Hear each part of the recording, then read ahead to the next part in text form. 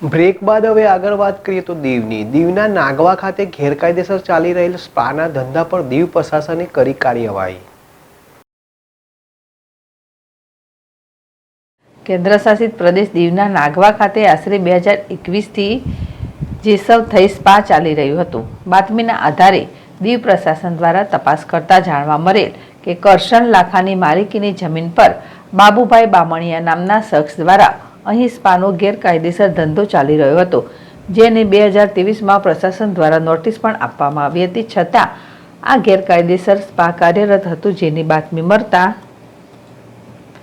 ગત સાંજે દીવ એડીએમ દ્વારા સખત કાર્યવાહી કરી સ્પાને સીલ કરી દેવામાં આવ્યું હતું।